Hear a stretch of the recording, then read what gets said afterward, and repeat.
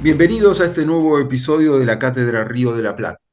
Hoy continuamos nuestra discusión con el profesor Leonardo Martín, profesor de la Universidad Horta Uruguay y director ejecutivo de SESCOS en Miami. En esta oportunidad, Leonardo discutirá y reflexionará sobre los pilares del vallismo, parte 2.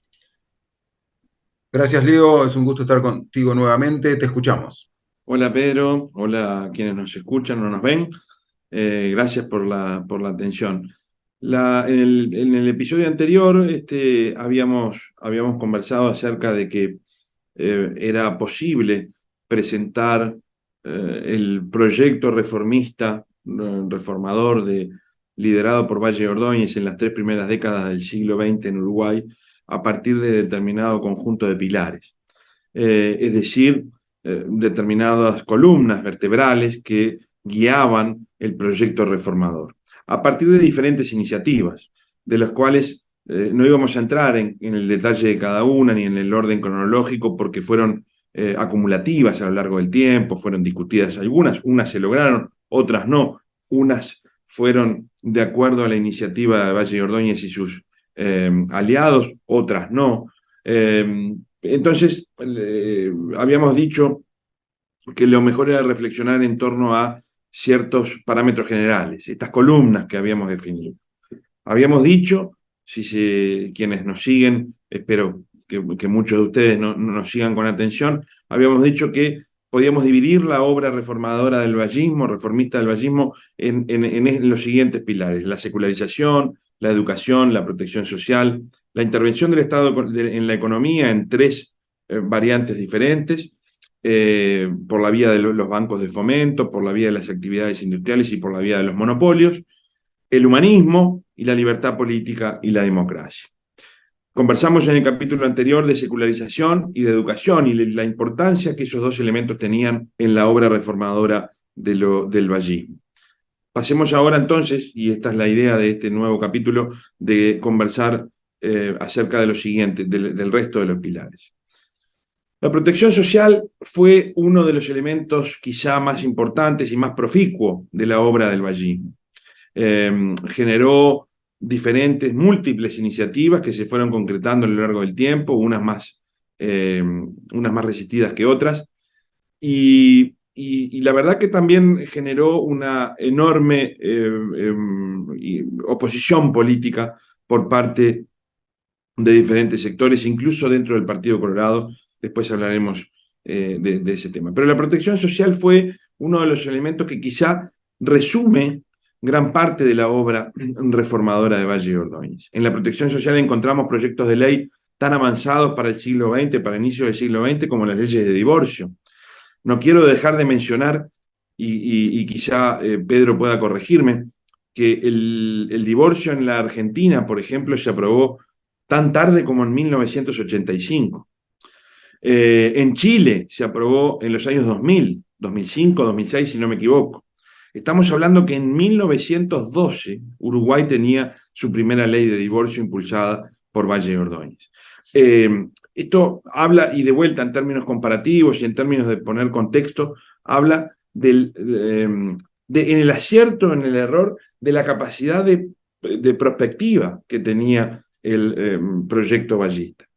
Insisto entonces, por ejemplo, en la ley de divorcio, pensando en qué, en la debilidad de las mujeres. Esto también tiene que ver con el pilar de la secularización, porque, como la mayoría de ustedes debe saber, el matrimonio es un sacramento dentro de la creencia religiosa y por lo tanto es un sacramento irrompible. Y bueno, y Valle sostenía en su prédica de que en realidad era negativo, era nefasto mantener un matrimonio por la vía de la fuerza, cuando en realidad la conexión que había existido entre esas dos personas, que era el amor, se había roto.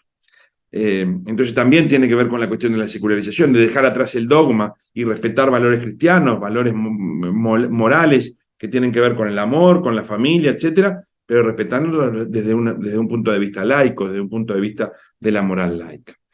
La protección de la mujer, que tiene que ver con esto del divorcio que les menciono, pero también con leyes de protección para las madres embarazadas, luego para la protección del embarazo, la ley de la famosísima ley de la silla, es decir, la obligación para las empresas de que tuvieran una silla para que las mujeres pudieran descansar en el horario de trabajo en caso de que estuvieran embarazadas, etc.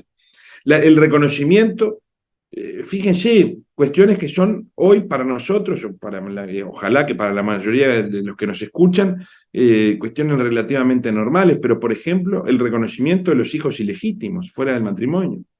Aquellos hijos que nacían fuera del matrimonio en el Uruguay y en el mundo, que no reconocía el divorcio, están sin derechos. Entonces el padre no podía darle su nombre, por lo tanto no tenía la obligación de mantenerlo, no tenía la obligación de reconocerlo como hijo. Bueno, el reconocimiento de los hijos ilegítimos, otro proyecto de ley en el marco de esto que llamamos el pilar de la protección social. Luego otro elemento otra esfera, digamos, de la protección social, que es las leyes de los trabajadores. La, el establecimiento de la ley de 8 horas. Cuando las jornadas de trabajo eran de 10, 12, 16 horas, en algunos casos con trabajos de muchísimo esfuerzo, bueno, se establece durante el periodo ballista la ley de 8 horas. Se habla de indemnizaciones por despido, se habla de indemnizaciones por accidentes de trabajo, se habla por primera vez de los derechos de huelga. Yo no conozco realmente, pero deben ser muy pocas, las constituciones de los países que tienen reconocida el derecho de huelga de los trabajadores en la propia Constitución del Uruguay. Eso fue promovido por la reforma constitucional del 17, de la que probablemente también hablaremos en capítulos posteriores. Otro elemento vinculado a la niñez, por ejemplo, la prohibición absoluta del trabajo infantil con menos de 13 años. Eso no necesariamente estaba legislado, ni era evidente, ¿no? En el Uruguay de principios del siglo XX. También otro vector de la protección social tiene que ver con la vejez. El establecimiento, tan temprano, insisto, como principios del siglo XX, del establecimiento de las pensiones a la vejez. Es decir, Valle, en algunas intervenciones, creo yo, memorables, decía, bueno, ¿qué vamos a hacer ahora con una persona vieja? ¿Qué le vamos a reclamar? ¿Que fue un irresponsable, que no trabajó? Y que porque no trabajó y fue un irresponsable lo vamos a dejar morir de hambre.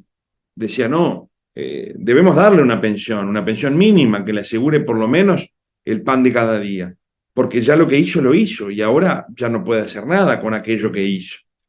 Esa era la cuestión que también tiene que ver con el humanismo, de lo que vamos a hablar más adelante. Pero quiero decir, entonces, la protección social, es decir, a los 3 grupos a los que Valle les prestaba particular atención, que eran las mujeres, los niños y los viejos, en aquella sociedad semimoderna del Uruguay de principios del siglo XX, tiene todas estas iniciativas, todas estas cuestiones que tienen que ver con uno de los pilares fundamentales, una de las preocupaciones fundamentales. El Estado debía estar allí para resguardar a los más débiles. Y ese es uno de los pilares indudablemente del Valle. El siguiente que querría mencionarles es el de la intervención del Estado en la economía. Y aquí, vaya si ha habido controversias y sigue habiendo en la política uruguaya controversias actuales, de las cuales seguramente intercambiaremos, insisto, más adelante con ustedes mismos y quizá con Pedro y con algunos otros invitados a esta cátedra. Pero es importante marcar el punto de inicio. ¿Cuál es la intención de la intervención del Estado en la economía que manifiesta o que intenta llevar adelante Valle Ordóñez en este proceso reformador de principios del siglo XX? Bueno, como yo les dije, había tres variantes por las cuales el Estado interviene en la economía en este periodo. Uno de ellos es, por ejemplo, es a partir de la instalación de bancos estatales. Por ejemplo, se crea el Banco Hipotecario del Uruguay, que tiene como función fundamental en aquel tiempo establecer la vía adecuada para generar viviendas accesibles. Hoy, por ejemplo, quienes estén al tanto de las noticias principales que ocurren en Estados Unidos. Es uno de los principales problemas que existen hoy, a finales del siglo XXII, a principios del año 22, a principios del siglo XXIII, es justamente las viviendas asequibles. Hace pocos días estaba escuchando en Los Ángeles a la alcaldesa de Los Ángeles que estableció, ni bien asumió, el estado de emergencia porque hay 40.000 indigentes en la ciudad de Los Ángeles que no tienen una vivienda, que fueron desplazados y que de alguna manera la alcaldía, la ciudad, está tratando de generar algún mecanismo para, lograr la construcción de viviendas accesibles, de viviendas que puedan ser ocupadas por trabajadores, no por indigentes ni por gente que no trabaje, sino por familias trabajadoras, pero con trabajos, de no mucha calificación, etc. Esta es la intención que tiene Valle de Ordóñez en principios del siglo XX cuando establece la creación del Banco Hipotecario del Uruguay, es decir, un banco que no tenga como fin de lucro, sino como el fin de fomentar la vivienda accesible para los tramos inferiores de la sociedad. Por ejemplo, el Banco República, nacionalizar definitivamente el Banco de la República Oriental del Uruguay, que había sido nacionalizado a medias en 1896 en la presidencia de Diarte Borda, pero que ahora necesita una nacionalización definitiva. ¿Para qué? Para fomentar la industria, el comercio, para que sea un banco comercial por un lado, pero que a su vez tenga la responsabilidad de apoyar aquellos emprendimientos que sean buenos y que fomenten la actividad comercial, la actividad industrial, y la actividad comercial en todo sentido.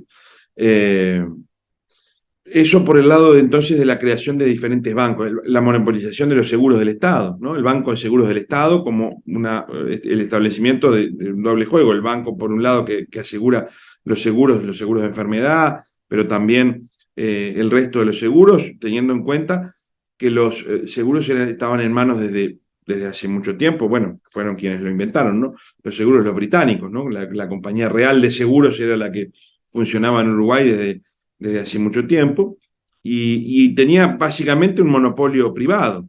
Bueno, Valle entiende que es necesario un monopolio de los seguros, y ahí ya me meto en la segunda variante, que es la de los monopolios. ¿Cuál es la intención real de Valle de Ordóñez en el establecimiento de monopolios de servicios del Estado?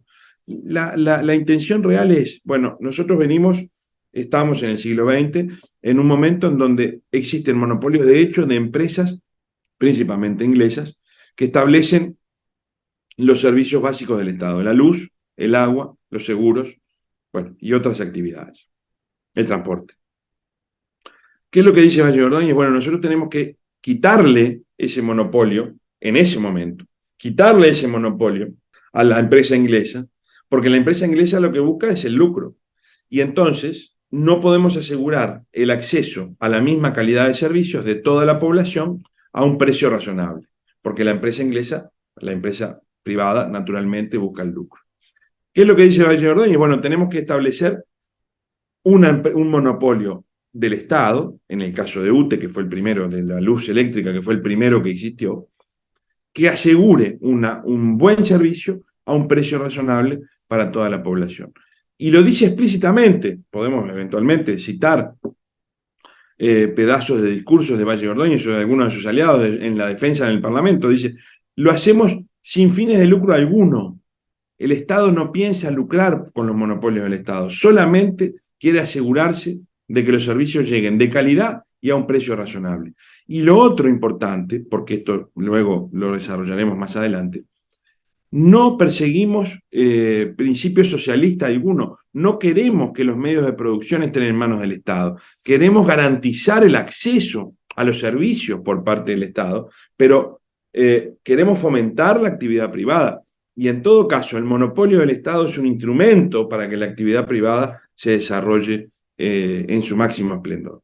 Quiero decir estas cosas porque, bueno, luego a medida que se va reinterpretando el vallismo en las siguientes generaciones, se va generando cierta confusión al respecto, y entonces es importante partir de este lugar. Y por último, en el caso de la economía, tenemos las actividades industriales. ¿Qué hace Valle de Ordóñez? Bueno, funda, por ejemplo, el Instituto de Geología y Minería, funda el Instituto de Pesca, funda el Frigorífico Nacional, funda, determinadas instituciones que lo que hacen es fomentar en el momento en que Uruguay todavía no tiene un mercado desarrollado, ni de capitales, ni de inversiones extranjeras directas, ni de mucho menos, lo que hace es tratar desde el Estado de fomentar las actividades industriales para generar nuevos recursos que le permitan al país salir de la producción, de la monoproducción prácticamente de carne y lana, que es lo que ha desarrollado desde su inicio. Así que eso entonces en cuanto al pilar del Estado, de la intervención del Estado en la economía. Muy brevemente, para terminar este capítulo y para terminar esta sección, digamos, de la definición de los pilares del vallismo, el humanismo. El humanismo, como yo he mencionado ya en los capítulos anteriores, es una de las conductas principales de Valle Ordóñez. Valle Ordóñez, por ejemplo, es un profundo respetuoso de la libertad individual y del individuo, de la dignidad del individuo. Hay algunas anécdotas que son interesantísimas. Por ejemplo, Valle Ordóñez, por su condición de laico, por su condición admirador de la cultura francesa, etcétera, y del iluminismo, la ilustración, etcétera, se siente muy cercano a los masones. Los masones, la masonería uruguaya lo invita a participar en alguna circunstancia y, bueno, le pide que lleve adelante los ritos clásicos de la masonería, que son, por ejemplo, bueno, yo no los conozco demasiado, pero bueno, vendarse los ojos y someterse a determinadas cuestiones allí. Y Valle Ordóñez se niega rotundamente, dice, no, yo no me voy a vendar los ojos, yo no voy a dejar que alguien haga de mí o que alguien me obligue a mí determinados ritos. Si puedo, si quieren que sea parte de la masonería, lo soy, pero entonces déjenme a mí que yo no me van ni a vendar los ojos, ni a obligar a hacer determinadas conductas, ni ritos que yo no quiero hacer. Esa es una anécdota muy interesante que tuvo cierta prensa en su momento. Otra cuestión es prohibir, por ejemplo, las riñas de gallos, prohibir las carreras de galgos, intentar prohibir la práctica del boxeo. Todas actividades que para Valle de Ordóñez no edificaban la vida humana, sino que al contrario, la embrutecían y por lo tanto eran elementos que no contribuían a un bienestar social y a una adecuada, bueno, convivencia. Eso podemos señalar en cuanto al pilar del humanismo, una cuestión vinculada, insisto, a la libertad individual, al respeto del ser humano a cualquier precio. Y por último, la libertad política y la democracia. Valle, como dije al principio, en el primero de las intervenciones que tuve, Valle era un amante de las instituciones democráticas, del respeto de las instituciones, y trató por todos los medios de profundizar la vida política, la discusión, la tolerancia.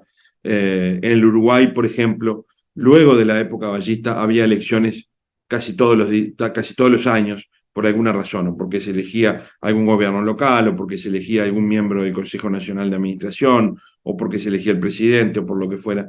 Siempre fue un promotor del voto secreto, siempre fue un promotor de la participación de los ciudadanos y de la integración de los inmigrantes a la vida política, del otorgamiento temprano de los inmigrantes al acceso a la vida política del país, a la vida política no solo a votar, sino a ser electos. Y eso también movilizó de manera muy importante a la ciudadanía y a la política uruguaya. Bueno, ya estamos respetando el tiempo que nos hemos propuesto de cada uno de los episodios. Yo daría por finalizado la cuestión de los pilares del vallismo, y bueno, y quedará esto como un puntapié inicial ahora para conversar de las siguientes etapas, cómo se fue consolidando luego el vallismo, y nos queda pendiente un tema muy importante, porque hasta ahora hemos hablado de todas las luces, en todo caso, del vallismo, pero como dije al principio, también tiene sus sombras, sus frenos. Existe en el vallismo un impulso y existe un freno. Les prometo entonces para el próximo capítulo hablar de los frenos de este proyecto reformador, que también los tuvo y que también han generado consecuencias en el Uruguay contemporáneo. Muchas gracias por la atención y espero volver a verlos pronto.